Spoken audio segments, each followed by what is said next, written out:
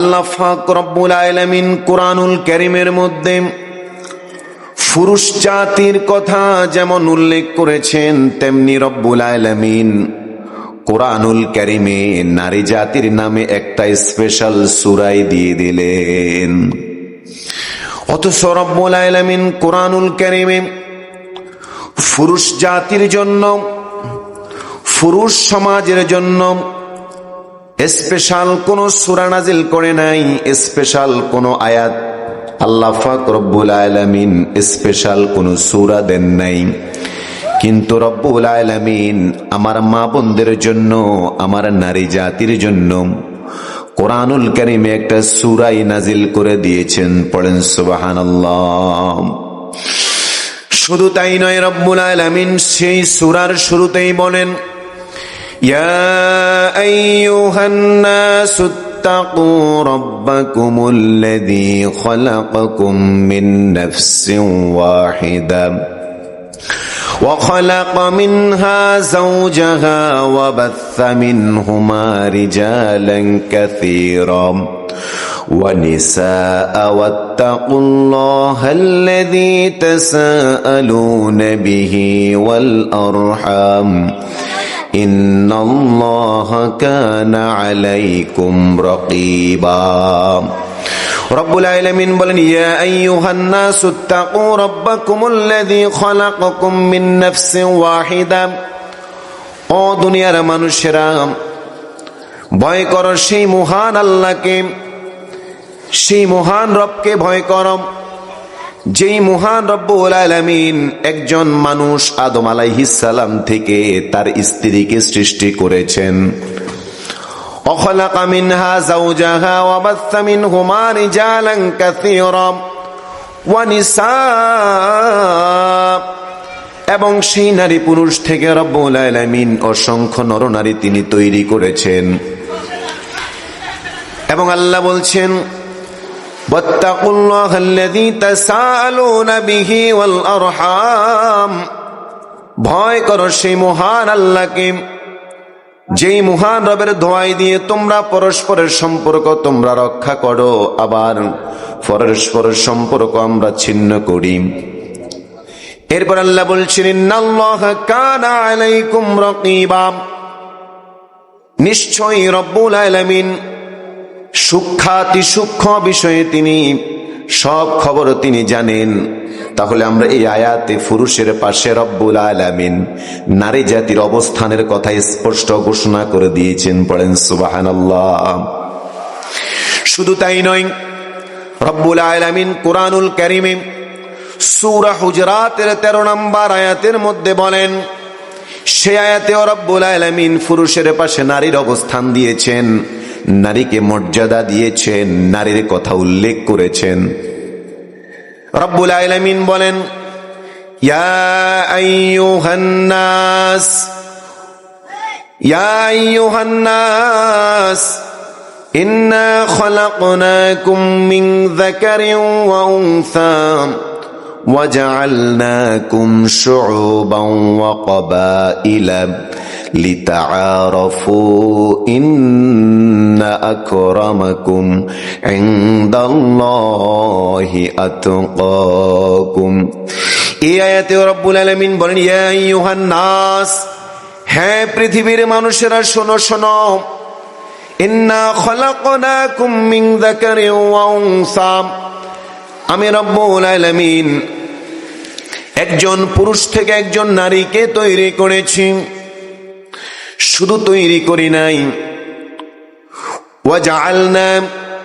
ওয়াজআলনাকুম শুউবান ওয়া কাবাইলা লিতাআরাফু, সেই একজন নারী পুরুষ থেকে আমি রব্বুল আলামিন অসংখ্য মানুষ পয়দা করেছি, অসংখ্য মানুষকে আমি সৃষ্টি করেছি, অসংখ্য মানুষকে আমি ইনভেনশন করেছি। শুধু তাই নয়, এই মানুষগুলোকে আমি বিভিন্ন পরিবারে ডিভাইড করে দিয়েছি, বিভিন্ন বাড়িতে ভাগ করে দিয়েছি, বিভিন্ন গোত্রে, বিভিন্ন কাবিলাতে ভাগ করে দিয়েছি, বিভিন্ন সমাজে তাদেরকে ভাগ করে দিয়েছি, বিভিন্ন কালার, বর্ণ, রং, বিভিন্ন বৈশিষ্ট্য দিয়ে আমি রব্বুল আলামিন তাদেরকে আলাদা করে দিয়েছি। বিভিন্ন দেশে তাদেরকে আমি ভাগ করে দিয়েছি, দেশ মহাদেশে তাদেরকে আমি ভাগ করে দিয়েছি। কেন ভাগ করে দিলাম?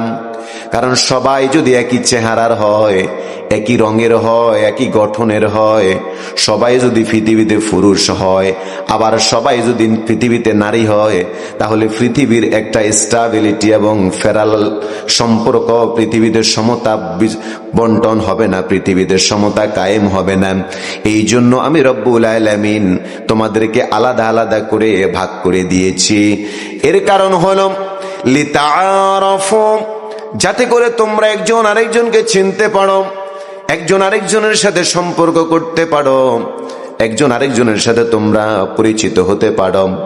এরপর আল্লাহ বলেন, ইন্না আক্রামাকুম ইনদাল্লাহি আতকাকুম, তোমরা যেই বর্ণের হও না কেন, যেই গোত্রের হও না কেন, উঁচু নিচু যেই গোত্রের হও না কেন, ধনী গরিব যাই হও না কেন, সাদা কালো যাই হও না কেন, তোমাদের মধ্যে সেই ব্যক্তি সর্বোত্তম, সেই জাতি সর্বোত্তম, সেই মানুষগুলোই সর্বোত্তম যাদের মধ্যে তাকওয়া রয়েছে। ইন্না আকরামাকুম ইনদাল্লাহি আতকাকুম, যেই মানুষগুলো যে বা যারা আমাকে বেশি ভয় করবে, আমি রব্বুল আলামিনের কাছে ওই মানুষগুলোই বেশি সম্মানিত হবে। ও আমার নারী জাতিরা, এই আয়াতের মধ্যে মুখ্য বিষয় যেটা, এই আয়াতে রব্বুল আলামিন পুরুষের পাশে নারীকেও জায়গা দিয়েছেন।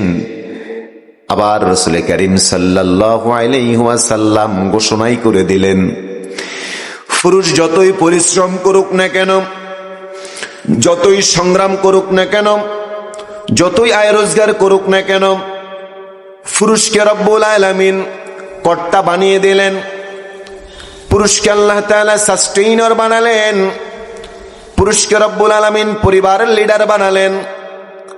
কিন্তু নারীকে রব্বুল আলামিন, নারীর পায়ের নিচে রব্বুল আলামিন এত দামি জিনিস দিলেন, যেই দামি জিনিসটা আল্লাহ তাআলা নারীর পায়ের নিচে দিলেন, আমাদের মায়েদের পায়ের নিচে দিলেন, পুরুষের পায়ের নিচে দেয় নাই।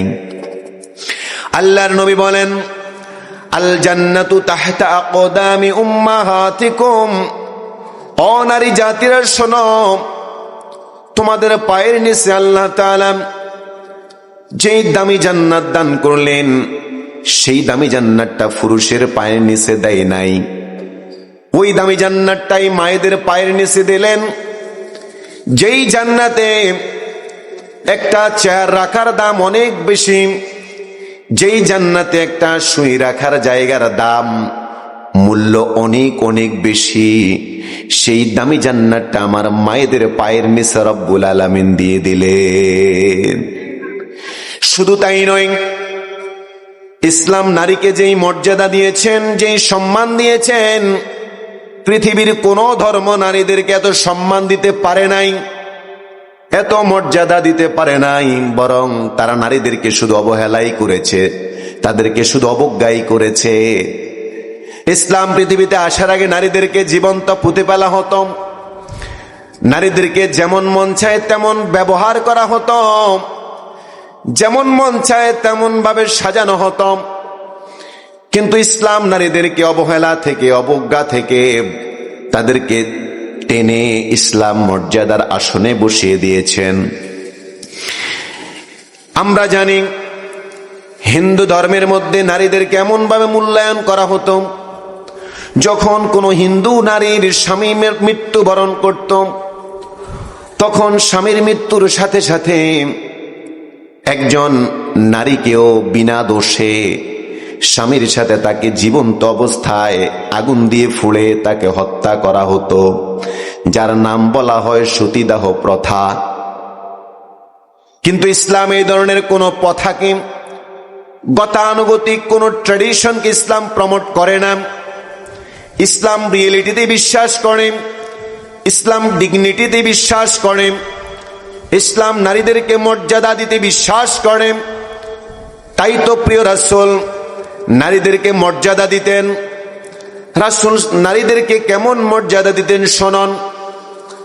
আল্লাহর নবীর আপন মা ছিল না, দুধ মা হালিমাতুস সাদিয়া, এমন সম্মান করতেন দুধমা হালিমাতুস সাদিয়াকে। একদিন রাসূলুল্লাহ সাল্লাল্লাহু আলাইহি ওয়াসাল্লাম মদিনাতে গোশতের পোটলা বিতরণ করছিলেন। ইন দা মিন টাইম, এমন সময় রাসূলের দুধমা হালিমাতুস সাদিয়া সেই জায়গাতে হাদিয়া নেওয়ার জন্য সিরিয়ালে দাঁড়ালেন, লাইনে দাঁড়ালেন। আল্লাহ রাসূলের হঠাৎ করে চোখ পড়ে গেল তার দুধমা হালিমার দিকে। রাসূল তৎক্ষণাৎ তার দুধমা হালিমাকে নিজের কাছে টানলেন। শুধু কাছেই টানে নাই, হালিমাতুস সাদিয়াকে রাসূল নিজের গায়ের যেই দামি চাদরটা, সেই চাদরটা মাটির মধ্যে বিছিয়ে দিলেন, আর দুধমা হালিমাকে সেই চাদরের মধ্যে আল্লাহর রাসূল বসিয়ে দিলেন, সম্মান দিলেন। পড়েন সুবহানাল্লাহ। ইসলাম এইভাবে নারীদেরকে মর্যাদা দিয়েছেন। শুধু তাই নয়, ইসলাম নারীদেরকে কেমন মর্যাদা দিয়েছে শুনুন। আমার নারীরা যখন কন্যা সন্তান, তখন নারীদেরকে ইসলাম স্নেহ মমতা করার জন্য, ভালোবাসার জন্য নির্দেশ দিলেন। আবার নারী জাতিরা যখন স্ত্রী হয়ে ঘরে আসবে, এই নারী জাতিরা তখন স্বামীর জন্য একজন প্রিয়তমা, স্বামীর জন্য প্রশান্তির কারণ। আবার যখন একজন নারী মা হবেন, তখন সেই নারীকে ইসলাম মমতাময়ী মায়ের মর্যাদা দিলেন। কেন এত মর্যাদা দিলেন শুনুন। এর কারণ হলো, তিনটা কারণে আল্লাহ তাআলা নারীদেরকে এত মর্যাদা দিলেন। কারণ মায়েরা কষ্ট করে সন্তান পেটে ধারণ করে, পরিবার মেনটেইন করে। এত কাজ করার কারণে নয়, শুধু আরো অনেকগুলো কারণে ইসলাম নারীদেরকে মর্যাদা দিলেন। তার মধ্যে প্রধান তিনটা কারণ হলো, আল্লাহ পাক রব্বুল আলামিন কুরআনুল কারীমে বলেন, ও শোনো পৃথিবীর মানুষেরা, কেন নারীদেরকে এত মর্যাদা দিলাম? এক নাম্বার কারণ হলো হামালাতুহু উম্মুহু, পৃথিবীর মায়েরা তাদের সন্তানদেরকে পেটের মধ্যে ধারণ করে। একটা ছোট্ট টিউমার মানুষ পেটের মধ্যে ধারণ করতে পারে না, ব্যথার ছোটে জীবন চলে যায়। কিন্তু একজন মা 2.5 কেজি 3 কেজি ওজনের একটা বাচ্চাকে পেটের মধ্যে দীর্ঘ 9 মাস ধারণ করে, 7 থেকে 9 মাস তাকে বিয়ার করে বহন করে। হামালাতুহু উম্মুহু, এক নাম্বার কারণ হলো মা সন্তানকে পেটে ধারণ করে।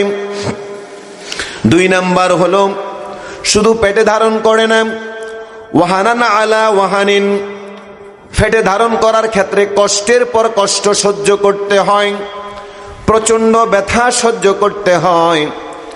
একজন মা সন্তানকে পেটে নিয়ে আরামসে খেতে পারে না, আরাম করে কোথাও ট্যুর করতে পারে না, বেড়াতে যেতে পারে না, কোথাও গল্প করতে পারে না, আরামায়েশ করতে পারে না। সবকিছুকে ডেডিকেট করে, বিসর্জন দিয়ে একজন মা সন্তানকে পেটে ধারণ করে, কষ্টের পর কষ্ট সহ্য করে। শুধু তাই নয়, ওয়াফিসালুহু ফি আমাইন, মা তার সন্তানকে 2টা বছর দুধ খাওয়ান। আল্লাহ পাক রব্বুল আলামিন এই 3টা কথা স্মরণ করে দিয়ে পৃথিবীর মানুষদেরকে জানিয়ে দিলেন, এই 3টা বড় বড় কর্মসূচি, এজেন্ডা, ডিউটি মায়েরা পালন করার কারণে আমি রব্বুল আলামিন মায়েদের মর্যাদা 3 গুণ বাড়িয়ে দিয়েছি। রাসূল করিম সাল্লাল্লাহু আলাইহি ওয়াসাল্লামের কাছে একদিন একজন সাহাবা এসে জিজ্ঞেস করলেন, ইয়া রাসূলুল্লাহ, আমার কাছ থেকে সবচাইতে বেশি উত্তম আচরণ এবং সবচাইতে বেশি সদাচরণ খেদমত পাওয়ার হকদার কে? আল্লাহর নবী বলেন, ক্বালা উম্মুকা, তোমার মা। আবার বললেন, তারপর কে? রাসূল বললেন, ক্বালা উম্মুকা। লোকটা সাহাবা আবার জিজ্ঞেস করলেন, তারপর কে? রাসূল বললেন, ক্বালা উম্মুকা, তোমার মা। এভাবে রাসূল সাল্লাল্লাহু আলাইহি ওয়াসাল্লাম হাদিসের মধ্যে নারীদেরকে 3 বার তাদের সম্মান মর্যাদার কথা ঘোষণা করে দিয়েছেন। তাদের খেদমতের মাত্রা ডিগ্রি 3 গুণ রাসূল ঘোষণা করে দিয়েছেন। পড়েন সুবহানাল্লাহ। ও আমার নারী জাতি, সম্মানিত মা বোনেরা, এই পৃথিবীর বুকে নারী জাতিরা হলো আল্লাহ পাক রব্বুল আলামিনের শ্রেষ্ঠ নেয়ামত। রব্বুল আলামিন পৃথিবীতে অসংখ্য নেয়ামত দান করেছেন। এই যে আমরা বেঁচে আছি, এটা মহান রবের একটা বড় ধরনের নেয়ামত।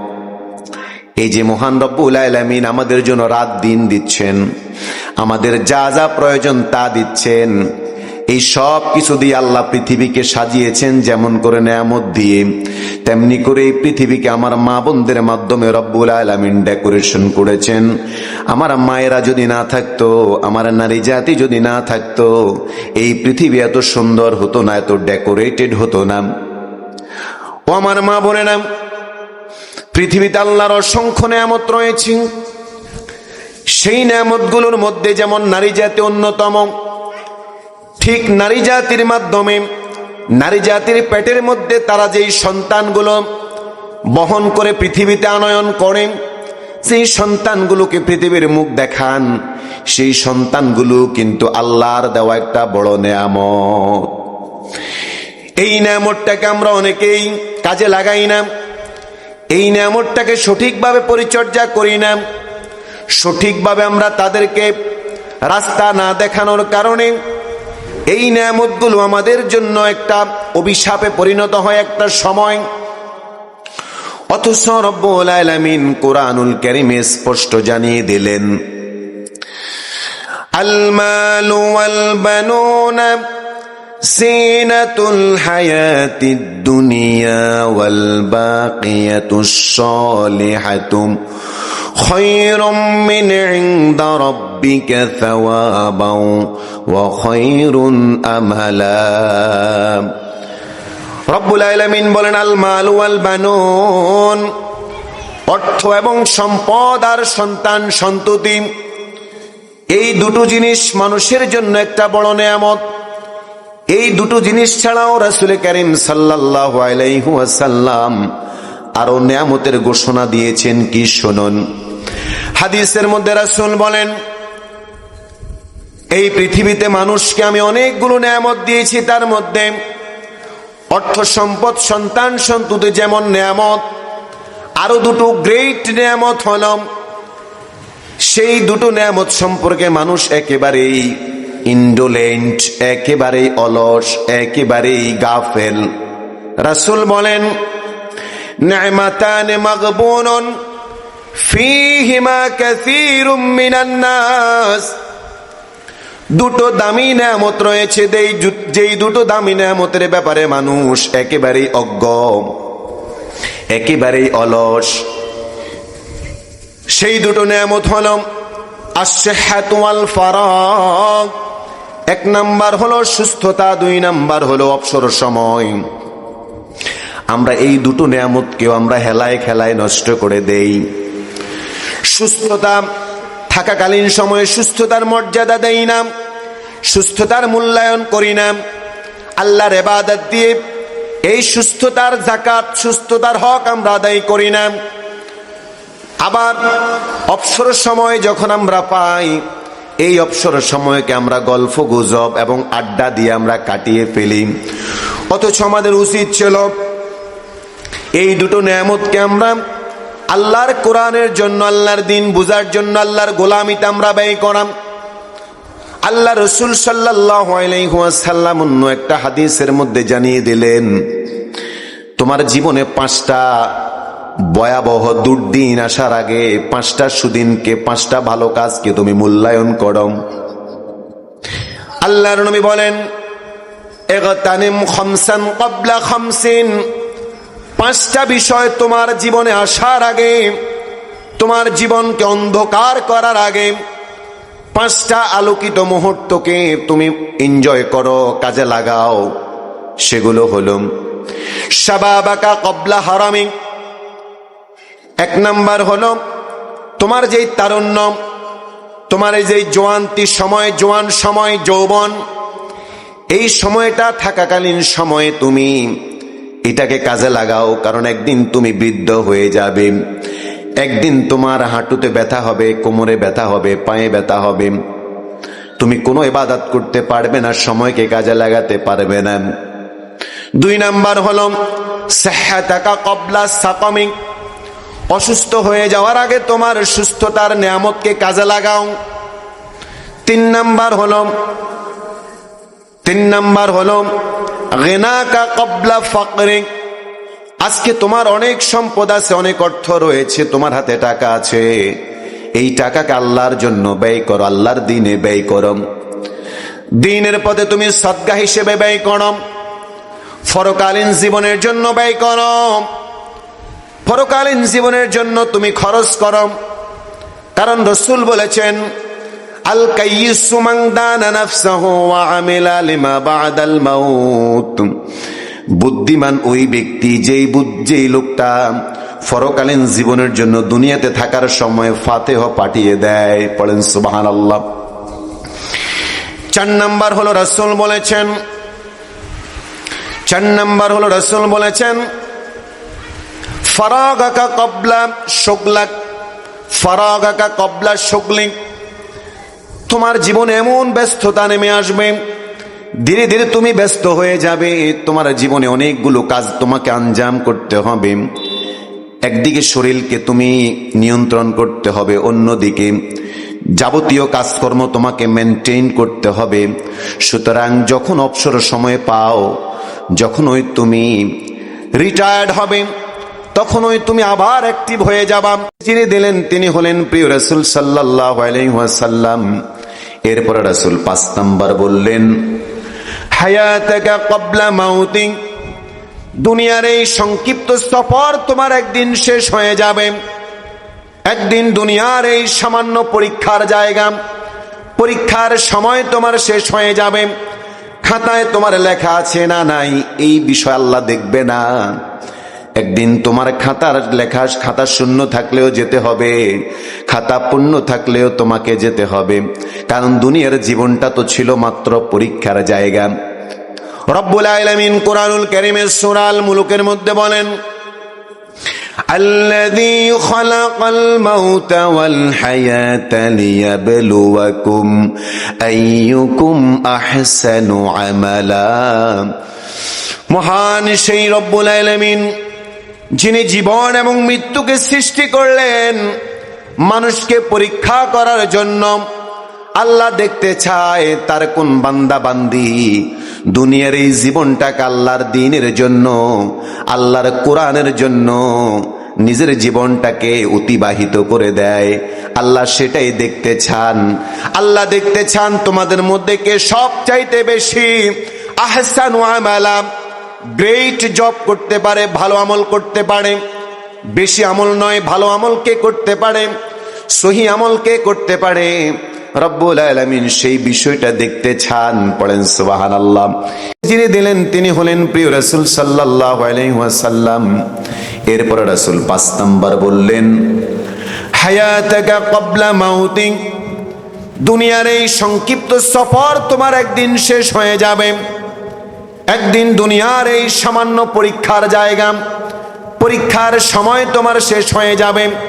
খাতায় তোমার লেখা আছে না নাই, এই বিষয় আল্লাহ দেখবে না। একদিন তোমার খাতা শূন্য থাকলেও যেতে হবে, খাতা পূর্ণ থাকলেও তোমাকে যেতে হবে, কারণ দুনিয়ার জীবনটা তো ছিল মাত্র পরীক্ষার জায়গা। রব্বুল আলামিন কুরআনুল কারীমের সূরা আল মুলুকের মধ্যে বলেন, الذي خلق الموت والحياة ليبلوكم أيكم أحسن عملا। মহান সেই রব্বুল আলামিন যিনি জীবন এবং মৃত্যুকে সৃষ্টি করলেন মানুষকে পরীক্ষা করার জন্য। আল্লাহ দেখতে চায় তার কোন বান্দা বান্দি দুনিয়ার এই জীবনটাকে আল্লাহর দ্বীনের জন্য, আল্লাহর কোরআনের জন্য নিজের জীবনটাকে অতিবাহিত করে দেয়। আল্লাহ সেটাই দেখতে চান। আল্লাহ দেখতে চান তোমাদের মধ্যে কে সবচাইতে বেশি আহসানু আমালা, গ্রেট জব করতে পারে, ভালো আমল করতে পারে, বেশি আমল নয়, ভালো আমল কে করতে পারে, সহি আমল কে করতে পারে, রব্বুল আলামিন সেই বিষয়টা দেখতে চান। পড়েন সুবহানাল্লাহ।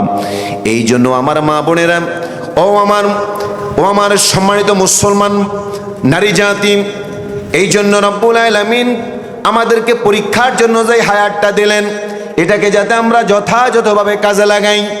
রাসূল কারীম সাল্লাল্লাহু আলাইহি ওয়াসাল্লাম আমাদেরকে যেই উপদেশ দিলেন, মৃত্যু আসার আগে হায়াতটাকে যাতে কাজে লাগাতে পারি, এই জন্য এই নেয়ামতগুলোকে গুরুত্ব দেওয়ার জন্য আল্লাহ তৌফিক দান করুন, বলি আমিন।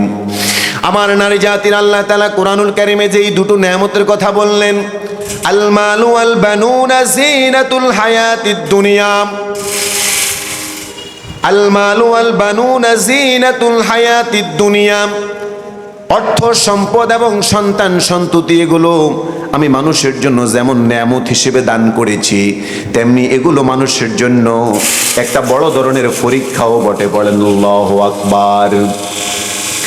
রব্বুল আলামিন বলেন, ও দুনিয়ার মানুষেরা শোনো, আল মালু ওয়াল বানুনা জিনাতুল হায়াতিদ দুনিয়া, সন্তান সন্ততি এবং অর্থ সম্পদ এবং সন্তান সন্ততি এগুলো দুনিয়ার সৌন্দর্য, এগুলো দুনিয়ার ডেকোরেশন, এগুলো দুনিয়ার শোভাবর্ধন, এগুলো তোমাকে ক্ষণিকের আনন্দ দেবে, ক্ষণিকের উপকার দেবে, ক্ষণিকের জন্য তোমাকে ক্ষণিকের জন্য উৎপন্ন করবে, কিন্তু এগুলো কোনো স্থায়ী আনন্দ নয়। অর্থ আজ আছে কাল নাই, সন্তান এখন আছে আবার থাকবে না, সন্তান উপকারে আসতে পারে আবার উপকারে নাও আসতে পারে, কিন্তু স্থায়ী কর্মসূচি কি, কর্মনীতি কি, স্থায়ী আমল কি? শোনন, আল্লাহ বলছেন, ওয়াল বাকিয়াতুস সালিহাতু, আর স্থায়ী কাজ হলো, স্থায়ী কর্মনীতি হলো, ওয়াল বাকিয়াতুস সালিহাতু খায়রুম মিন ইনদা রাব্বিকা সাওয়াবা ওয়া খায়রুন আমালা। রব্বুল আলামিন বলেন, স্থায়ী উপকার, স্থায়ী কর্মনীতি, স্থায়ী আমল হলো সেই আমল, যেই আমলের জন্য তুমি পরকালীন জীবনে আল্লাহর কাছে সেই জিনিসটার উপকার পাবে, প্রতিদান পাবে, সেই জিনিসটাই হলো ওয়াল বাকিয়াতুস সালিহাত। তাফসীরের মধ্যে মুফাসসিরিন ইকরাম, তাফসীর ইবনে কাসির এবং তাফসীরে কুরতুবির মধ্যে এসেছে, ওয়াল বাকিয়াতুস সালিহাতু এর মানে হলো স্থায়ী কর্ম, স্থায়ী আমল। আর স্থায়ী আমল বলে রাসূল উল্লেখ করেছেন, সুবহানাল্লাহি ওয়ালহামদুলিল্লাহি ওয়ালা ইলাহা ইল্লাল্লাহু আল্লাহু আকবার। পৃথিবীতে যতগুলো স্থায়ী আমল রয়েছে, যা পরকালীন জীবনে আপনার জন্য স্থায়ী ফয়দা দেবে, স্থায়ী উপকারে আসবে, তার মধ্যে এক নাম্বার আমল হলো সুবহানাল্লাহ ওয়ালহামদুলিল্লাহ ওয়ালা ইলাহা ইল্লাল্লাহু আল্লাহু আকবার। এই চারটা আমল যদি আমরা সব সময় করতে পারি, তাহলে এগুলো আমাদের পরকালীন জীবনে রব্বুল আলামিন আমাদের জন্য একটি স্থায়ী আমল হিসেবে আমাদের আমল নামায় তিনি যুক্ত করে দিবেন। আবার রাসূল কারীম সাল্লাল্লাহু আলাইহি ওয়াসাল্লাম তিনটা স্থায়ী আমলের কথা বললেন, তিনটা স্থায়ী নেক কাজের কথা বললেন। সেগুলো হলো, রাসূল ঘোষণা করেছেন, একজন মানুষ যখন পৃথিবী থেকে চলে যাবে, তখন মানুষের সাথে কোনো আমল যাবে না, কোনো কিছুই যাবে না, শুধু সাদা কাপড় নিয়ে সে চলে যাবে। কিন্তু তিনটা জিনিস তার কবরের মধ্যে কিয়ামত পর্যন্ত যেতে থাকবে। আল্লাহর নবী বলেন, ইযা মাতাল ইনসানু ইনকাতা আনহু আমালুহু ইল্লা মিন সালাস, সাদাকাতিন জারিয়াতিন আও ইলমুন ইউনতাফাউ বিহি আও ওয়ালাদিন সালিহিন ইয়াদউ লাহু।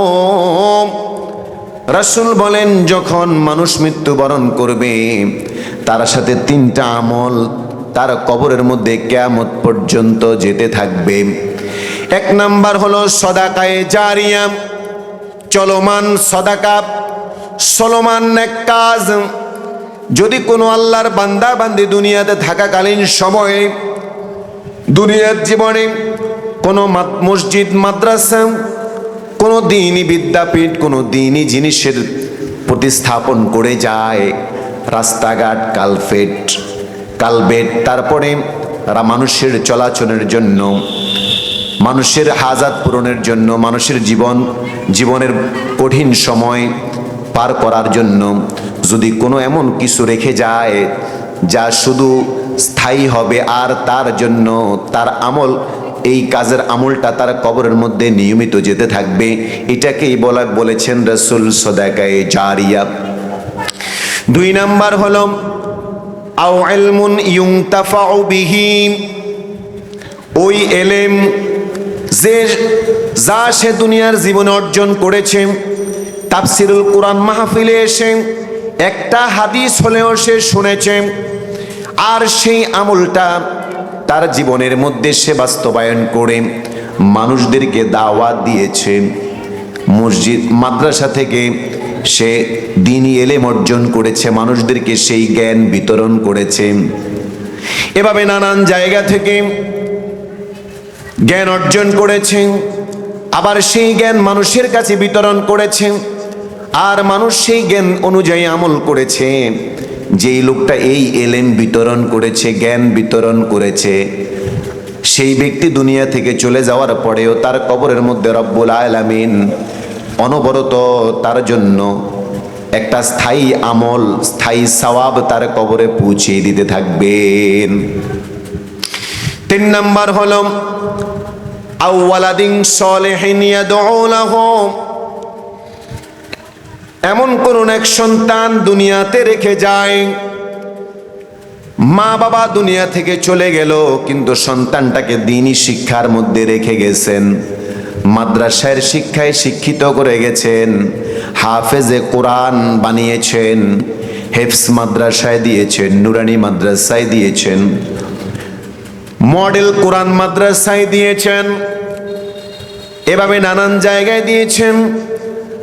সন্তান দ্বীনি জ্ঞান অর্জন করেছেন, সহি শুদ্ধভাবে কোরআন তেলাওয়াত শিখেছে, শুদ্ধ করে মা বাবার জন্য দোয়া করতে শিখেছে, শুদ্ধ করে সালাত আদায় করে, শুদ্ধ করে সিয়াম পালন করে, ওযু করে জানাজার নামাজ আদায় করতে পারে।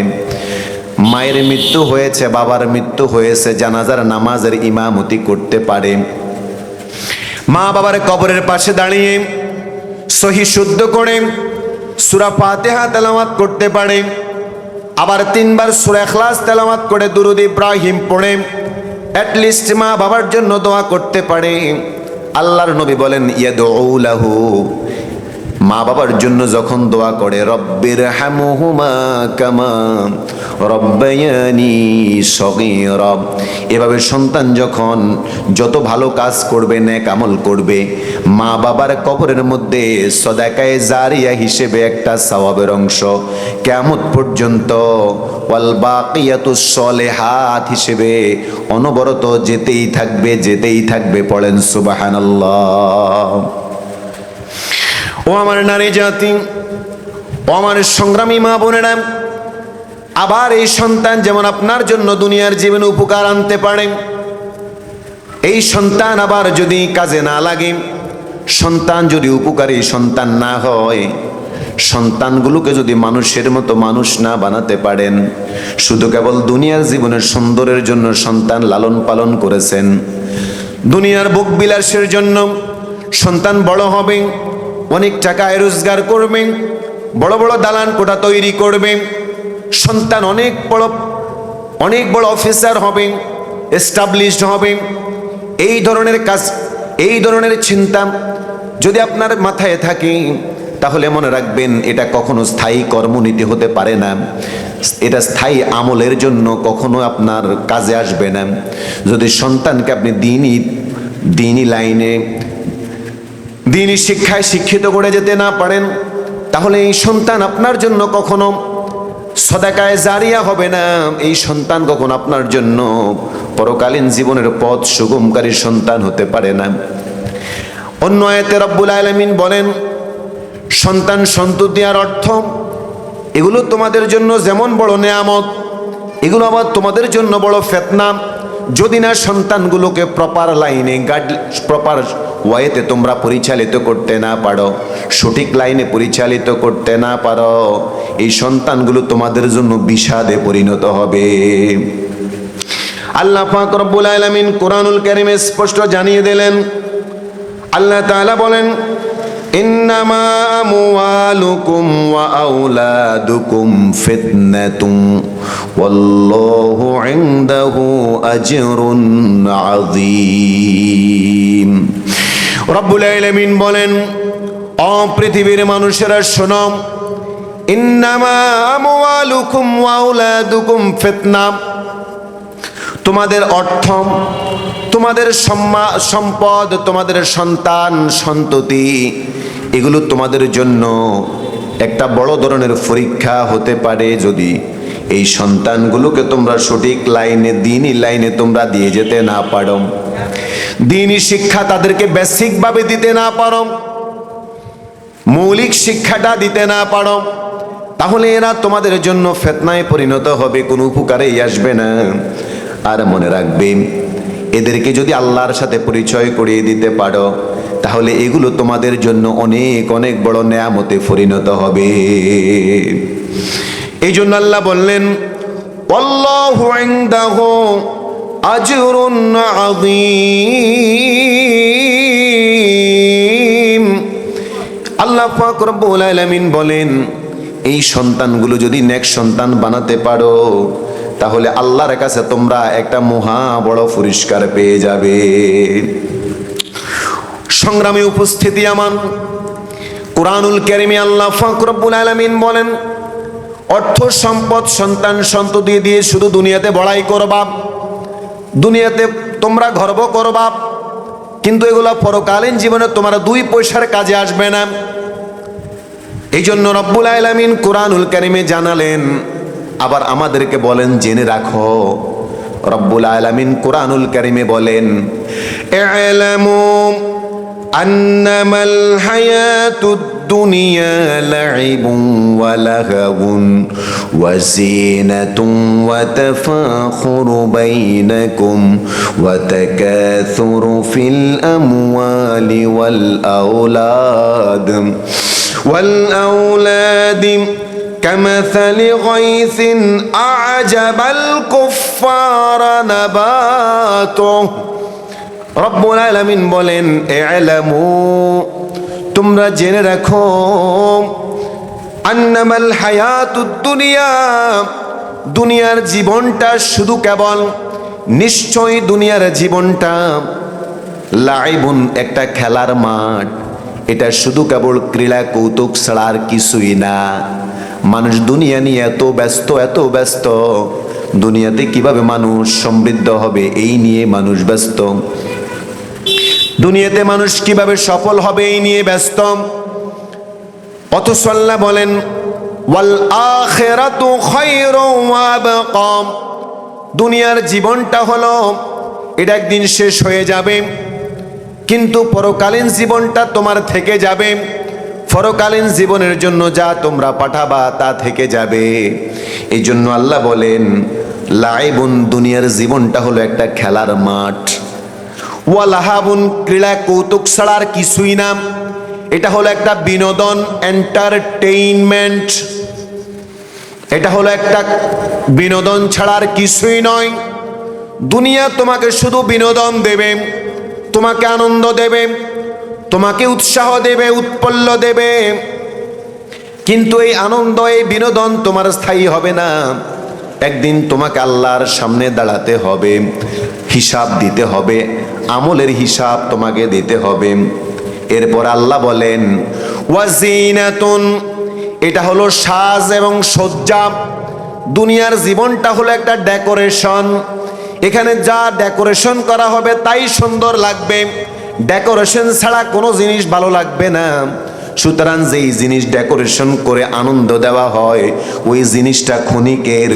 বিবাহের সময় ডেকোরেশন করা হয়, বিবাহ যখন শেষ হয়ে যাবে তখন ডেকোরেশন খুলে নিয়ে যাওয়া হয়, ঝিলিক বাতি খুলে নিয়ে যাওয়া হয়। আবার বরের স্টেজ খুলে নেওয়া হয়, কনের স্টেজ খুলে নেওয়া হয়, বরের সেই সাজ খুলে নেওয়া হয়, কনের সাজ খুলে নেওয়া হয়। অর্থাৎ দুনিয়াতে যতক্ষণ সাজ এবং সজ্জা থাকবে ততক্ষণ দুনিয়ার জীবন সুন্দর। সাজ সজ্জা খুলে ফেলা হলে দুনিয়ার জীবনের সৌন্দর্য আর থাকে না। এই জন্য আল্লাহ বলেন, ও দুনিয়ার মানুষেরা শোনো, দুনিয়ার জীবনটা সাজ সজ্জা ছাড়া আর কিছুই নয়। সুতরাং দুনিয়া নিয়ে এত ব্যতিব্যস্ত হয়ে যেও না।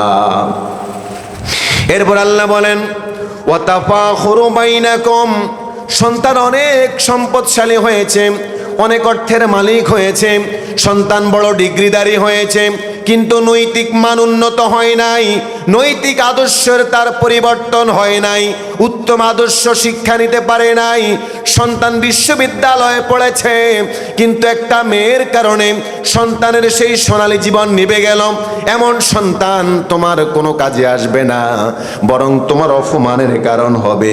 সন্তানের লাশকে সামনে রেখে বড় করে একটা কথাও তুমি বলতে পারবে না। এই জীবন তোমার কখনো একটা গর্ববোধ সম্পন্ন জীবন হতে পারে না। অথচ আল্লাহ বলছেন, ওয়াতাফাখুরু বাইনাকুম, আর তোমরা এইগুলাই নিয়েই বেশি বেশি গর্ব করো একজন আরেকজনের সাথে। ওয়াতাকাসুরু ফিল আমওয়াল, কার কত বেশি সম্পদ হয়েছে অর্জন, কার ব্যাংকে কত টাকা আছে, কার বিল্ডিং কয়তলা হয়েছে, কে ঢাকা জায়গা কিনতে পেরেছে, কে মাইজদিতে জায়গা কিনতে পেরেছে, কে শহরমুখী হয়েছে, কে নগরায়ন, কার নগরায়ন হয়েছে। এগুলো নিয়ে তোমরা বেশি বেশি করে আলোচনা করো, সমালোচনা করো, গর্ব করো, তোমরা প্রাউড ফিল করো। অথচ এগুলা তোমাদের কোনো কাজে আসবে না, এগুলো তো মাত্র কাফেরদের জন্য। এরপর আল্লাহ বলেন, কামাসালি গাইসিন আজাবাল কুফারা নাবাতুহু, আল্লাহ বলেন একটা দারুণ বৃষ্টি হলো, সেই দারুণ বৃষ্টির কারণে দারুণ একটা ফসল হলো, আউটপুট তোমরা পেলে। এই আউটপুট পেয়ে তোমরা খুশি হয়ে গেলে, এটা হলো মাত্র ক্ষণিকের। আর এই ক্ষণিকের আনন্দ মাত্র কাফেরদের জন্য, এটা কোনো মুসলমানদের জন্য, কোনো ইমানদারদের জন্য এই ক্ষণিকের আনন্দ কাজে আসবে না। ইমানদারদের জন্য কাজে আসবে পরকালীন জীবনটা। পরকালীন জীবনের সফলতা যদি পেয়ে যায়, ইমানদারদের প্রকৃত সফলতা সেখানেই পেয়ে যাবে। ইমানদার যদি সন্তানকে মানুষের মতো মানুষ করে, এই সন্তান নামক নেয়ামতটাকে যদি ইমানদার সঠিকভাবে কাজে লাগাতে পারে, এই সন্তান নামক নেয়ামতটাকে যদি ইমানদারেরা তাদেরকে মানুষের মতো মানুষ বানাতে পারে, নেককার বানাতে পারে, সৎ চরিত্রের বানাতে পারে, উত্তম আদর্শের বানাতে পারে, তাদেরকে দ্বীনি শিক্ষায় শিক্ষিত করে সমাজের মধ্যে মাথা উঁচু করে দাঁড়াতে শিখাতে পারে, এটাই হলো একজন মা বাবার জন্য তাদের পরকালীন জীবনেও যেমন তাদের জন্য উপকারে আসবে, তাদের দুনিয়ার জীবনটাকেও তাদেরকে সেরকম সম্মানিত করবে। পড়েন সুবহানাল্লাহ। এই জন্য দুনিয়ার জীবনে ব্যস্ত হওয়া যাবে না। ও আমার নারী জাতিরা, ও আমার মা বোনেরা, আমরা আজকে সন্তান, আমার মা বোনেরা সন্তান জন্ম দেন, কিন্তু সন্তানগুলোকে আমরা সঠিকভাবে পরিচালিত না করার কারণে এই সন্তানগুলোর হাতে মা বাবার জীবন যায়। এই সন্তানগুলো 200 টাকার জন্য 200 টাকা দিয়ে একটা বাবা খাবে, নেশা করবে। মা বাবা 200 টাকা না দেওয়ার কারণে সন্তানটা আজকে মা বাবাকে খুন করছে। সন্তানটা তাকে দ্বীনি শিক্ষা না দেওয়ার কারণে, উত্তম আদর্শ শিক্ষা না দেওয়ার কারণে সন্তান আজকে মেয়েদেরকে ডিস্টার্ব করছে, ইফটিজিং করছে, চুরি করছে, ডাকাতি করছে। ভালো ফ্যামিলির হওয়ার পরেও 200 টাকা 300 টাকার জন্য সন্তানরা আজকে অন্যের পকেটে হাত দিচ্ছে, চাঁদাবাজি করছে, মানুষকে কষ্ট দিচ্ছে, মানুষের মোবাইল চুরি করছে। এইভাবে নানান ধরনের অপরাধের সাথে জড়িয়ে যাচ্ছে। আজকে যদি আমরা সন্তানদেরকে উত্তম আদর্শ শিক্ষা দিতাম, তাদেরকে আমরা বেসিক শিক্ষাটা মাদ্রাসায় থেকে দিতে পারতাম, তাহলে এই সন্তানগুলো আমাদের জন্য উপকারী সন্তান হতো। ও আমার মা বোনেরা, সংগ্রামে উপস্থিতি আমার, এই জন্য পিতা মাতার প্রতি যেমন সন্তানের অনেকগুলো অধিকার রয়েছে, তেমনি করে সন্তানের জন্য পিতামাতার অনেকগুলো অধিকার এবং দায়িত্ব রয়েছে। সর্বপ্রথম মা বাবার উচিত সন্তানের প্রতি তাদের যেই দায়িত্বগুলো সেগুলো বাস্তবায়ন করা। আজকে আমার মা বাবারা সন্তানের জন্য যেই দায়িত্বগুলো সেগুলো পালন না করেই সন্তান থেকে নিজের অধিকার আদায়ের জন্য বেশি ব্যস্ত হয়ে গেছে, যার কারণে সন্তান অনেক বড় শিক্ষিত হয়, কোটিপতি হয়, অনেক অর্থ সম্পদশালী হয়, এরপরে মা বাবাকে বৃদ্ধাশ্রমে নিয়ে রেখে আসে। মা বাবার খবর রাখে না, মা বাবাকে নিয়ে ভাগাভাগি করে, মা বাবাকে আলাদা রুমে দিয়ে আসে, আলাদা ঘরে দিয়ে আসে, মা বাবাকে টিনের ঘরে রাখা হয়। আর সন্তান নিজের স্ত্রীকে নিয়ে দোতলা বিল্ডিংয়ে, ডুপ্লেক্স বিল্ডিংয়ে আরাম আয়েশে জীবনযাপন করে। এর কারণ হলো তার নৈতিক উন্নত হয় নাই, তার চরিত্র উন্নত হয় নাই, সে দিনই শিক্ষা পায় নাই, উত্তম আদর্শ পায় নাই। মা বাবার সন্তানের প্রতি যেই দায়িত্বগুলো সেই দায়িত্বগুলো পালন না করার কারণে আজকে এই সন্তানগুলো তাদের মা বাবার দায়িত্বগুলো পালন করে না। ও আমার সম্মানিত মা বোনেরা, আজকে আমরা কয়েকটা দায়িত্ব জানবো। আমার সন্তানের প্রতি আমার কি কি রেসপন্সিবিলিটি রয়েছে, কি দায়িত্ব রয়েছে, সেগুলো আমরা জানবো। আসুন, সন্তান জন্মগ্রহণ করলে আমাদের যেই সকল দায়িত্বগুলো ইসলাম আমাদের উপর বর্তালেন, ইসলাম আমাদের উপর বাতিয়ে দিলেন, আল্লাহ রসুল সাল্লাল্লাহু আলাইহি ওয়াসাল্লামের একটা হাদিস থেকে আমরা জানবো। আল্লাহর নবী বলেন, মা বাবার প্রতি সন্তানের সর্বপ্রথম বেসিক তিনটা দায়িত্ব। সেই তিনটা দায়িত্ব হলো, আল্লাহর নবী বলেন, হাদিসটি বর্ণনা করেছেন হযরত আবু হুরায়রা রাদিয়াল্লাহু তাআলা আনহু। আল্লাহ রাসূল বলেন, হাক্কুল ওয়ালাদি আলাল ওয়ালিদি সালাসাতু আশিয়া, আইয়ুহসিনা ইসমুহু। যখন সন্তান জন্মগ্রহণ করবে, সন্তানের জন্য একটা মিনিংফুল, অর্থবহ, একটা ফ্যান্টাস্টিক নাম তাদের জন্য নির্বাচন করতে হবে। কারণ নামের কারণে অনেক সময় ব্যক্তির জীবনের মধ্যে, ব্যক্তির ক্যারেক্টারের মধ্যে একটা প্রভাব, একটা ইফেক্ট পড়তে পারে। এই জন্য একটা দারুণ নাম রাখতে হবে সন্তানদের। যার কারণে আমরা ইন্টারভিউতে যখন যাই আমাদেরকে জিজ্ঞেস করে আপনার নাম কি, নাম বলার পরে বলে আপনার নামের সাথে আপনার জেলাতে সুনামধন্য কোন লোকটা আছে একটু বলেন। কারণ অনেক সময় নামের কারণে মানুষের উচ্চ যেই স্বপ্ন সেটা আরো বেশি প্রভাবিত হয়, আরো বেশি ব্যাপৃত হয়, আরো বেশি বিস্তৃত হয়। তাহলে একটা সুন্দর নাম রাখতে হবে। রাসূল বললেন, 2 নাম্বার হলো ওয়ায়ুহসিন আদাবাহু, তাদেরকে আদব শিক্ষা দিতে হবে, শিষ্টাচার শিক্ষা দিতে হবে, মেনার শিক্ষা দিতে হবে, ডিসিপ্লিন শিক্ষা দিতে হবে, শৃঙ্খলা শিক্ষা দিতে হবে। যদি এগুলো শিক্ষা দিতে পারি তাহলে সন্তান বড় হওয়ার পরে আমার জন্য উপকারে আসবে। 3 নাম্বার হলো ওয়ায়ুজাউবিজাহু ইজা বালাগা, সন্তান যখন প্রাপ্তবয়স্ক হবে, ম্যাচিউরড হবে, যখন তার বিবাহের উপযুক্ত হবে, গড়িমসি না করে সন্তানকে অবশ্যই তাকে একটা উপযুক্ত নেককার স্ত্রী দেখে তাকে বিবাহের ব্যবস্থা করে দিতে হবে। কিন্তু এই জায়গাতে দুর্ভাগ্য, সন্তান যতই প্রতিষ্ঠিত হোক না কেন, মা বাবার চোখে সন্তান প্রতিষ্ঠিতই না। সন্তান যখন বিবাহের কথা বলে তখন এক শ্রেণীর মা বাবা আছে, সন্তানকে বলে, বাবা 5টা বছর বিদেশ করে আসো, 5টা বছর যদি বিদেশ করে আসো, চোখ বন্ধ করে দেশে আসবা, টাকা নিয়ে তোমাকে বিবাহ করাবো। সন্তান যখন 25 বছর বয়সে বিদেশ গেল, 5টা বছর বিদেশ করার পরে তার বয়স 30 হয়ে গেল।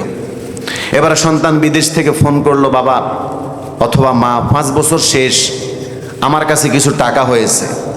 মা বাবা এবার বলে, বাবা টাকা কিছু হয়েছে, তুমি যে বিয়ে করবা তোমার তো ঘর নাই, আর 2টা বছর চোখ বন্ধ করে বিদেশ করো, ঘরটা শেষ করো। সন্তান যখন আর 2টা বছর বিদেশ করলো, একরকম ঘরটার কাজ সম্পূর্ণ করলো। এবার মা বাবাকে বলল, বাবা মা আমার ঘর সম্পূর্ণ হয়েছে, এবার বিবাহের ব্যবস্থা করেন।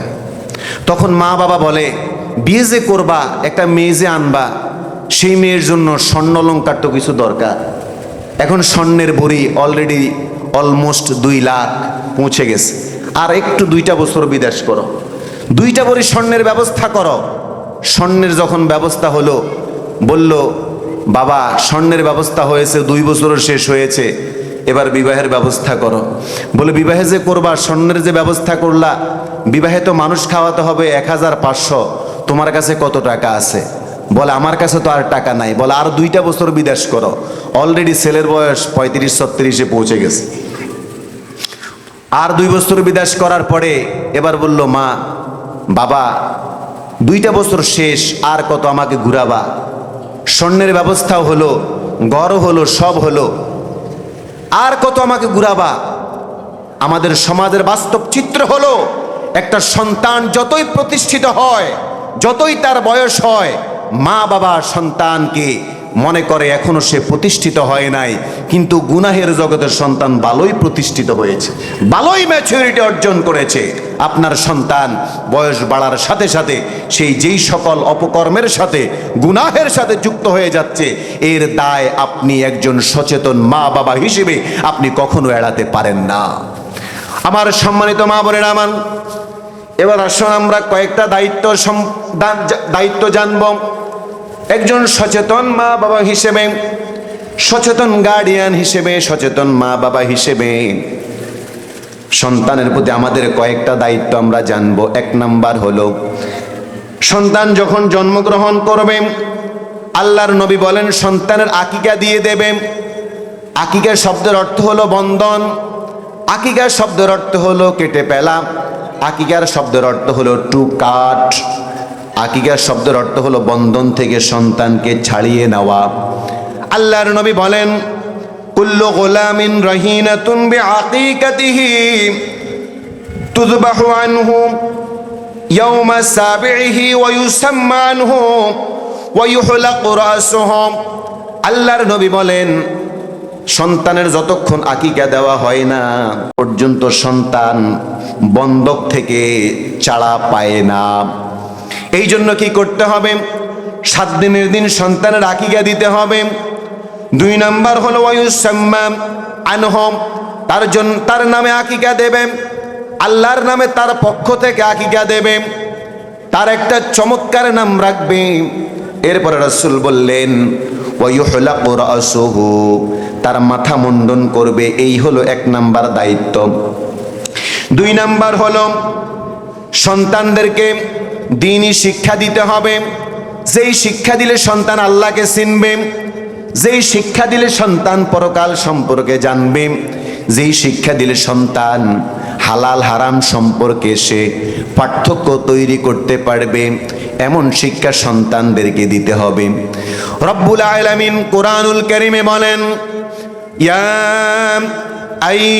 আইয়ুহাল্লাযীনা আমানু কু আনফুসাকুম ওয়া আহলিকুম নারা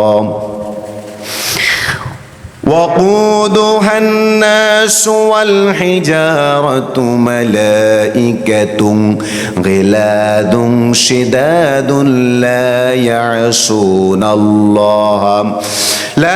يعصون الله ما أمرهم ويفعلون ما يؤمرون। আল্লাহ বলেন ও দুনিয়ার মানুষ, সন্তানদের কেমন শিক্ষা দাও। তাকে সর্বপ্রথম কথা বলা শিখলে তাকে দ্বীনি শিক্ষায় শিক্ষিত করবা। যেই শিক্ষার মধ্যে আল্লাহর নাম আছে, যেই শিক্ষার মধ্যে রাসূলের শিক্ষা আছে, রাসূলের হাদিস শিখা যায়, যেই শিক্ষা অর্জন করলে জানাজার নামাজ কেমনে পড়ে, ওযু কেমনে করে, নামাজ ভঙ্গের কারণ, ওযু ভঙ্গের কারণ, এবং দুনিয়ার শিক্ষার পাশাপাশি পরকালীন শিক্ষায়, আধুনিক শিক্ষার পাশাপাশি পরকালীন শিক্ষায় আপনার সন্তান সমৃদ্ধ হবে, এমন শিক্ষা দেওয়ার মাধ্যমে সন্তানদেরকে জাহান্নাম থেকে বাঁচাতে হবে। এই জন্য মুফাসসিরিন ইকরাম তাফসীরের মধ্যে লিখেছেন কু আনফুসাকুম ওয়া আহলিকুম নার। এর মানে হলো সন্তানদেরকে এমন আমল শিক্ষা দেওয়া, এমন দ্বীনি শিক্ষায় শিক্ষিত করা, যেই শিক্ষা অর্জন করলে সন্তান জাহান্নামের আগুন থেকে বাঁচার যেই জ্ঞানটা, যেই শিক্ষাটা তার মধ্যে আসবে, সেটাকেই বলা হয় দ্বীনি শিক্ষা। আর এই আয়াতের মধ্যে আল্লাহ পাক সেই শিক্ষার কথাই আমাদেরকে জানালেন। আর যদি সন্তানদেরকে দ্বীনি শিক্ষা না দেই, তারা জাহান্নামের দিকে যাবে। যেই জাহান্নাম ভয়াবহ, ওয়াকুদুহান নাস ওয়াল হিজারা, যেই জাহান্নামের জ্বালানি হবে মানুষ এবং পাথর। আবার আল্লাহ বলছেন সেই জাহান্নাম কেমন শুনো, মালাইকাতুন গিলাদুন শিদাদুন, সেই জায়গা তেমন কঠোর, হিংস্র, ফেরোশাস, ভয়ঙ্কর কিছু ফেরেশতা তারা গার্ড থাকবে, পাহারা দেবে, যারা আপনার কোনো অনুনয় বিনয়, কোনো রিকোয়েস্ট, কোনো কিছুই তারা শুনতে চাইবে না। কঠিন হৃদয়ের ফেরেশতা, গিলাদুন শিদাদুন লা ইয়াসুন আল্লাহ, তারা আল্লাহর কোনো আদেশ অমান্য করে না। ওয়া ইয়াফআলুনা মা ইউমারুন, যে আদেশ তাদেরকে দেওয়া হবে সেই আদেশ পালন করার জন্য তারা সদা জাগ্রত, সেই আদেশ তারা তৎক্ষণাৎ পালন করে ফেলে। পড়েন নাউজুবিল্লাহ। এই জন্য সেই ভয়াবহ জাহান্নাম থেকে যদি আমার সন্তানদেরকে বাঁচতে হয়, আমার মায়েরা বাবারা যদি সেই জাহান্নাম থেকে, নিষ্ঠুর জাহান্নাম থেকে বাঁচতে হয়, অবশ্যই দুনিয়াতে সন্তানদেরকে ইসলামী শিক্ষা ছাড়া কোনো শিক্ষার মাধ্যমে আর তাদের পরকালীন জীবনকে সুগম করা যাবে না। আপনি যদি আপনার সন্তানকে দুনিয়ার শিক্ষার পাশাপাশি পরকালীন শিক্ষার প্রতি এমফাসাইজ করেন, জোর দেন, তাহলে আপনার সন্তান দুনিয়ার শিক্ষা যেমন অর্জন করবে, তেমনি পরকালীন জীবনের যেই পথ চলা, সেই পথ চলাও তার জন্য আল্লাহ পাক সুগম করে দেবেন। পড়েন সুবহানাল্লাহ। আর আপনার সন্তানকে যদি আপনি দ্বীনি পথে দিতে পারেন, তাহলে এটাই হলো সবচাইতে সম্মানের। কারণ আল্লাহ পাক কোরআনুল কারীমে বলেন, কোনো শিক্ষার মাধ্যমে মানুষের সম্মান বাড়ে না আল্লাহর দৃষ্টিতে। সেই শিক্ষা হলো দ্বীনি শিক্ষা, ইসলামী শিক্ষা। রব্বুল আলামিন বলেন, ইয়ারফাইল্লাহুল্লাযীনা আমানু মিনকুম ওয়াল্লাযীনা উতুল ইলমা দারাজাত। রব্বুল আলামিন বলেন, ও দুনিয়ার মানুষেরা শোনো, তোমরা যদি দ্বীনি শিক্ষা অর্জন করো আর ইমানের সাথে তোমরা যদি জীবন যাপন করতে পারো, যাকে আমি আল্লাহ ঈমান দিলাম আর ইসলামী জ্ঞান দিলাম, দ্বীনি জ্ঞান দিলাম, এই মানুষগুলোর মর্যাদা আমি রব্বুল আলামিন আকাশচুম্বী করে দিলাম। পড়েন সুবহানাল্লাহ। শুধু তাই নয়, এই মানুষগুলোর জন্য, এই সন্তানগুলোর জন্য আল্লাহর ফেরেশতারা লা ইস্তাগফিরান্নাহুম, আল্লাহর ফেরেশতারা তাদের জন্য ক্ষমা প্রার্থনা করে। শুধু তাই নয়, পানির মাছগুলো, পৃথিবীর যত সৃষ্টি রয়েছে সকল সৃষ্টি মাদ্রাসার ছাত্রদের জন্য, দ্বীনি শিক্ষা যারা অর্জন করেন, হাফেজে কোরআনদের জন্য, এই সকল ছাত্রদের জন্য, তলেবে ইলমদের জন্য আল্লাহর ফেরেশতারা, আল্লাহর সৃষ্টিগুলো অনবরত দোয়া করতে থাকে। এই জন্য ও আমার মায়েরা, সন্তানদেরকে আপনারা দ্বীনি শিক্ষায় শিক্ষিত করা ছাড়া আর কোনোভাবেই তাদেরকে আলোকিত করতে পারবেন না।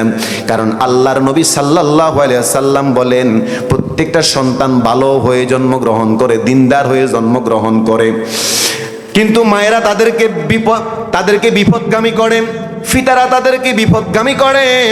আল্লাহর নবী সাল্লাল্লাহু আলাইহি ওয়াসাল্লাম বলেন, মা মিন মাউলুদিন ইল্লা ইউলাদু আলাল ফিত্রি, প্রত্যেকটা সন্তান দ্বীনের উপরে জন্মগ্রহণ করে, ইসলামের উপরে জন্মগ্রহণ করে, কিন্তু ফাআবাওয়াহু ইউহাউদানিহি আও ইউনাশশিরানিহি আও ইউমাজ্জিসানিহি, তাদের মা বাবারা তাদেরকে ইহুদি বানায়, তাদের মা বাবারা তাদেরকে খ্রিস্টান বানায়, তাদের মা বাবারা তাদেরকে নাস্তিক্যবাদী শিক্ষা অর্জন করার জন্য তাদেরকে স্কুলের মধ্যে দিয়ে আসে। যেই শিক্ষার মধ্যে আজকে, যেই শিক্ষার মধ্যে বিসমিল্লাহ নাই, যেই শিক্ষার মধ্যে আল্লাহর পরিচয় নাই, যেই শিক্ষার মধ্যে আজকে দ্বীনি শিক্ষা নাই, সেই শিক্ষার জন্য আমরা সন্তানগুলোর মুখের বুলি ফুটার সাথে সাথে তাদেরকে নিয়ে সেখানে দিয়ে আসি। আর সন্তান বেসিক শিক্ষা যেটা পেয়েছে, বড় হয়ে সে নাস্তিক হয়ে যায়, মুরতাদ হয়ে যায়, সে কোরআনের পাতা ছেড়ে রাসূলের বিরুদ্ধে কথা বলে, ইসলামের বিরুদ্ধে কথা বলে। এই জন্য আপনারা মা বাবারা দায়ী থাকবেন আল্লাহর আদালতে, আপনাদেরকে জবাব দিতে হবে তাদেরকে দ্বীনি শিক্ষায় শিক্ষিত না করার কারণে। আমার মা বাবারা, এই পৃথিবীতে আপনার সন্তানের জন্য ব্যাংকে কোটি কোটি টাকা রেখে গেলেন, আরেকজনের পকেট মেরে, আরেকজনের মনে কষ্ট দিয়ে, আরেকজনকে ব্যথা দিয়ে নিজের ব্যাংক অ্যাকাউন্ট ভারী করলেন, নিজের জায়গা জমির দলিলের বিটকেসকে আপনি ভারী করলেন। মনে রাখবেন, এগুলো আপনার জন্য, সন্তানের জন্য গ্রেট কোনো উপহার নয়, বরং সবচাইতে গ্রেট উপহার হলো, উত্তম উপহার হলো, রাসূল বলছেন, মা নাহালা ওয়ালিদুন ওয়ালাদাহু নাহালান আফদালা মিন আদাবিন হাসানিন। আল্লাহর নবী বলেন, পিতামাতা সন্তানকে উত্তম কোনো উপহার দিতে পারে না উত্তম আদব কায়দা ছাড়া, উত্তম শিক্ষা ছাড়া, দ্বীনি শিক্ষা ছাড়া, ইসলামী মূল্যবোধ ছাড়া, এই জিনিসটা ছাড়া আর কোনো দামি উপহার মা বাবা তাদের সন্তানকে দিতে পারে না। এই জন্য মা বাবারা, আমাদের উচিত সন্তানদেরকে আমরা এমন কিছু উপহার দেওয়া যা দিয়ে সন্তান তার দুনিয়ার জীবনকে আলোকিত করবে, পরকালীন জীবনকে আলোকিত করতে পারবে। সংগ্রামী মা বোনেরা আমার, সংগ্রামী গার্ডিয়ানেরা, সংগ্রামী উপস্থিতি আমার, এই বিষয়ের প্রতি আমাদেরকে সজাগ দৃষ্টি রাখতে হবে। সম্মানিত উপস্থিতি আমার, এরপর আল্লাহ রাসূল সাল্লাল্লাহু আলাইহি ওয়াসাল্লাম 3 নাম্বার যেই উপদেশ মা বাবাদেরকে দিলেন, সন্তানের প্রতি মা বাবাদের 3 নাম্বার যেই দায়িত্বটা, সেটা হলো, আল্লাহ রাসূল বলেন, সন্তানদেরকে মা বাবা যেমন আদব কায়দা শিক্ষা দেবে, সন্তানরা ঠিক বড় হয়ে তেমন আদব কায়দায় শিখবে। এই জন্য রাসূল বলেন, আকরিমু আওলাদাকুম ওয়া আহসিনু আদাবাহুম। ও পৃথিবীর মা বাবারা শোনো, যদি সন্তান থেকে তোমরা সম্মান পেতে চাও, সন্তান থেকে উত্তম আদব পেতে চাও, তাহলে তোমরা সন্তানদেরকে সম্মান শেখাবে, সন্তানদেরকে সম্মান করতে শেখাবে। আজকে আপনার সন্তান আপনার সামনে এলাকার মুরব্বীকে গালি দেয়, এলাকার মুরব্বীর সাথে ঘাড় তেলা করে কথা বলে, তার সাথে অসৌজন্য আনপ্যাসিলিয়েটেড কথা বলে, এই সকল বিষয়গুলো একজন মা বাবা কখনো মেনে নিতে পারে না। আপনার সন্তান যদি বাহিরের কোনো মানুষের সাথে অসৌজন্য আচরণ করে, তাহলে এই অসৌজন্য আচরণ করার কারণ হলো আপনি তাকে সম্মান শেখাতে পারেন নাই, তাকে ভদ্রতা শেখাতে পারেন নাই, তাকে নম্রতা শেখাতে পারেন নাই, যার কারণ আপনার সন্তান আজকে আপনাকে সম্মান করে না। এই জন্য রাসূল বললেন, আকরিমু আওলাদাকুম, তোমাদের সন্তানদেরকে সম্মান করো, সম্মান শিক্ষা দাও। ওয়া হাসিনু আদাবাহুম, তাদেরকে উত্তম আদব কায়দা শিক্ষা দাও, তাদেরকে নম্রতা শিক্ষা দাও, তাদেরকে ভদ্রতা শিক্ষা দাও, তাদেরকে তোমরা ডিসিপ্লিন শিক্ষা দাও, মেনার শিক্ষা দাও। তাহলে তোমার সন্তান ছোটকাল থেকেই উত্তম চরিত্রবান হয়ে বড় হবে। 4 নাম্বার যে উপদেশ কোরআন থেকে আমরা পাই, সন্তানদের প্রতি মা বাবার যে দায়িত্ব, সেটা হলো সন্তানদের জন্য শুধু কেবল তাদের ভবিষ্যতের জন্য অর্থ সম্পদ রেখে গেলেই হবে না, তাদেরকে হেদায়েতের পথে আল্লাহ পাক যাতে কায়েম রাখে, দায়েম রাখে, সেজন্য দোয়া করার জন্য রাসূল আল্লাহ তাআলা নির্দেশ দিলেন। আল্লাহ দোয়া শিখিয়ে দিলেন, ও মা বাবারা, এমনি এমনি নেক সন্তান হয় না, সন্তান এমনি এমনি ভালো হয় না, সন্তানের জন্য দোয়া করা লাগে। আল্লাহ পাক বলেন, দোয়া করো, রব্বানা হাব লানা মিন আজওয়াজিনা ওয়া যুররিয়াতিনা কুররাতা আ'য়ুনিন ওয়াজআলনা লিল মুত্তাকিনা ইমামা। এই দোয়াটা সন্তানের জন্য করো। আবার দোয়া করো, রব্বি জাআলনি মুকিমাস সালাতি ওয়া মিন যুররিয়াতি রব্বানা ওয়া তাকাব্বাল দুআ। এই দোয়াগুলো যদি করো, তোমার সন্তান একসাথে দ্বীনি শিক্ষা যেমন শিখবে, তেমনি তোমার সন্তান একজন নামাজি সন্তান হবে, চক্ষু শীতলকারী একজন তোমার জন্য সন্তান হিসেবে আল্লাহ পাক তাকে কবুল করে নেবেন। পড়েন সুবহানাল্লাহ। এবার 4 নাম্বার হলো, কোরআনুল কারীমে রব্বুল আলামিন স্পষ্ট আমাদেরকে কয়েকটা দায়িত্ব দিলেন। একজন মহামানবের মাধ্যমে সেই শিক্ষাগুলো আমাদের মা বাবাদেরকে দিলেন। এই পৃথিবীর একজন শ্রেষ্ঠ পিতা ছিলেন, তিনি নবী ছিলেন না, একজন আল্লাহর শ্রেষ্ঠ ওলি ছিলেন, যার নামে আল্লাহ কোরআনুল কারীমে একটা সূরাও নাজিল করলেন। তার নাম হলো হযরত লুকমান হাকিম। লুকমান হাকিম তার সন্তানদেরকে অনেকগুলো অ্যাডভাইস করেছিলেন, আল্লাহর পছন্দ হয়েছে। আল্লাহ পাক সেই উপদেশগুলোকে কোরআনুল কারীমে কোট করে দিলেন এবং পৃথিবীর পিতামাতাদের জন্য, তাদের সন্তানদের জন্য এগুলো তাদের জন্য একটা উপদেশ হিসেবে, শিক্ষা হিসেবে পৃথিবীতে রেখে দিলেন। এক নাম্বার শিক্ষা দিলেন লুকমান হাকিম। তিনি শিক্ষা দিলেন, ও আমার কলিজার টুকরা সন্তান শোনো, আল্লাহ এক এবং অদ্বিতীয়, তার সাথে কাউকে শরীক করবা না। লা ইয়া বুনাইয়া লা তুশরিক বিল্লাহ, ও আমার সন্তান, আল্লাহর সাথে কাউকে শরীক করবা না।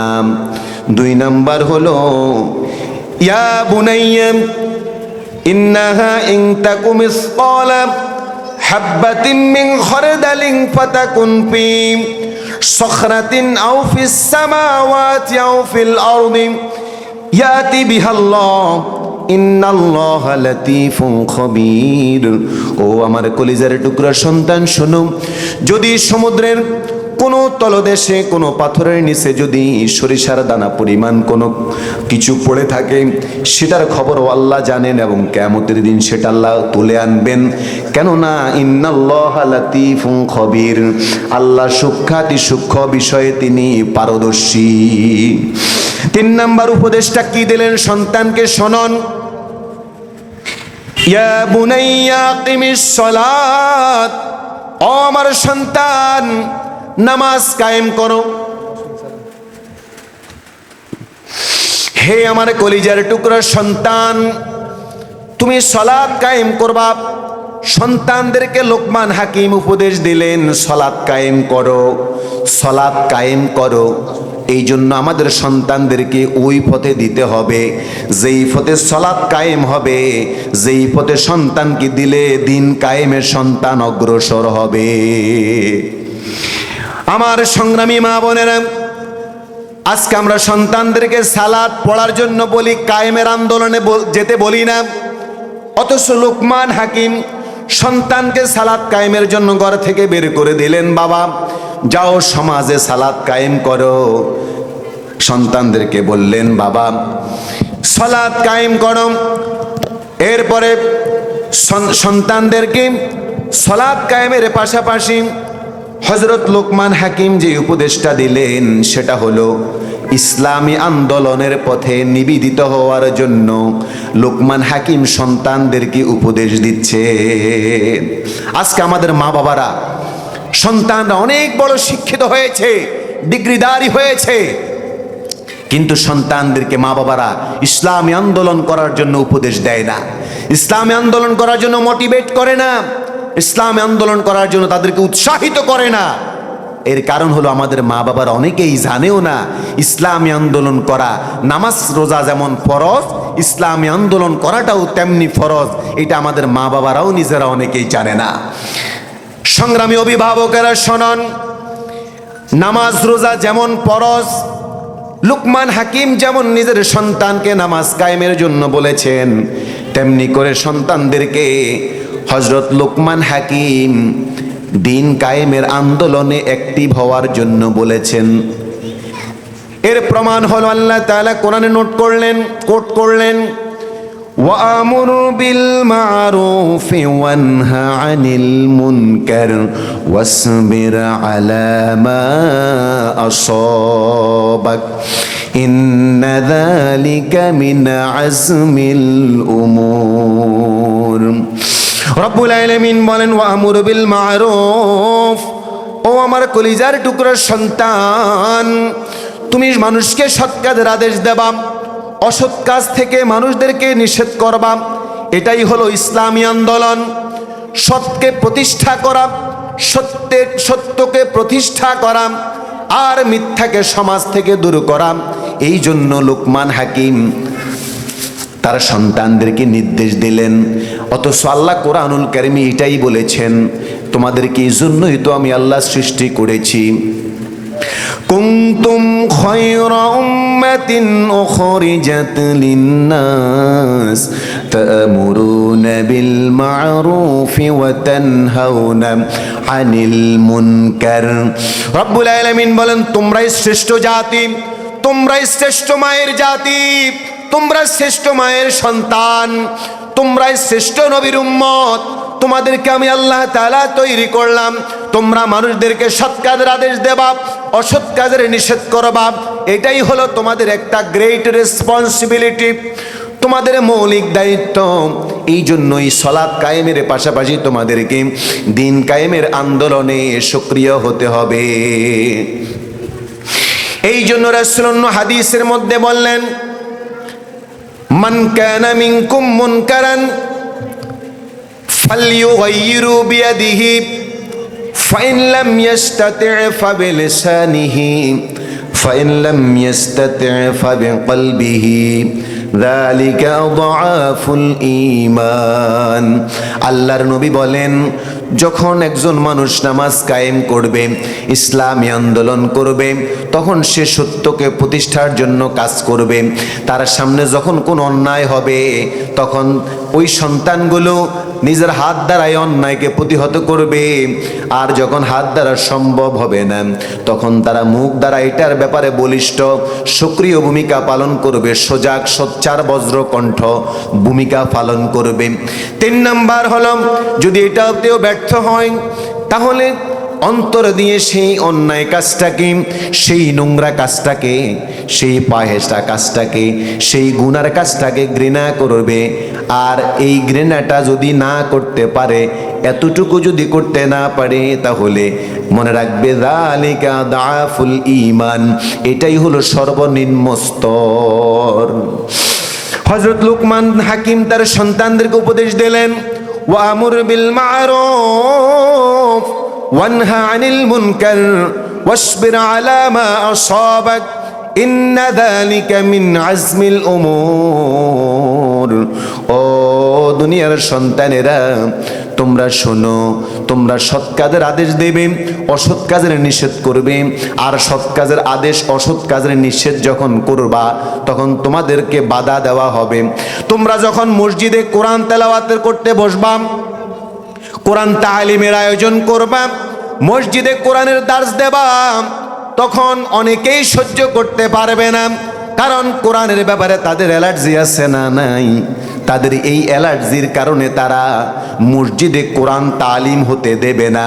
দলের ব্যাপারটা হলো ভিন্ন কথা, এটা অজুহাত মাত্র। মূলত কোরআন তারা বুঝতে দেবে না, কোরআনের মাহফিলে বাধা দেবে, কোরআনের ব্যাপারে তারা মানুষদেরকে নিষ্ক্রিয় করবে, ডিসকারেজ করবে। এর কোরআনের মাহফিল বাধা দেওয়া, এটা ছিল মূলত কাফেরদের চরিত্র। আর তোমাদের ইসলামী আন্দোলনের কাজে হামলা করা, বাধা দেওয়া, এটাও মূলত কাফেরদের চরিত্র। আল্লাহ পাক কোরআনুল কারীমে বলেন, যখন তোমরা দ্বীনের প্রতি সোচ্চার হবা, তখন তোমাদেরকে প্রতিহত করা হবে, তোমাদেরকে বাধা দেওয়া হবে। আল্লাহ পাক রব্বুল আলামিন বলেন, এটা হলো কুফরি চরিত্র, সুতরাং কাফের ছাড়া এটা কেউই করতে পারে না। আল্লাহ তাআলা বলেন, যখন মুহাম্মদ রাসূলুল্লাহ সাল্লাল্লাহু আলাইহি ওয়াসাল্লাম কোরআন তেলাওয়াতের জন্য বসতেন, কোরআন শিক্ষা দেওয়ার জন্য বসতেন, কোরআন তেলাওয়াত করতেন, কোরআনের দার্স দিতেন মসজিদে নববীতে কিংবা বিভিন্ন জায়গায়, তখন তাদেরকে বাধা দেওয়া হতো এবং হট্টগোল তৈরি করার জন্য কাফেরদেরকে উপদেশ দেওয়া হতো। আল্লাহ তাআলা বলেন, وقال الذين كفروا لا تسمعوا لهذا القرآن والغوا فيه لعلكم تغلبون। কাফেররা বলতো, লা তাসমাউ লিহাদাল কুরআন ওয়ালগাউ ফীহি লাআল্লাকুম তাগলিবুন। তোমরা মানুষকে কোরআন শুনতে বাধা দেবে, কোরআনের দার্সের মধ্যে হামলা করবে, সেখানে গিয়ে তোমরা হইচই করবে, নয়েজ সৃষ্টি করবে, তাহলেই তোমরা লাআল্লাকুম তাগলিবুন, তোমরা বিজয় অর্জন করবে আর মুসলমানরা পরাজিত হবে। কিন্তু এটা ছিল তাদের ব্যর্থ প্রচেষ্টা।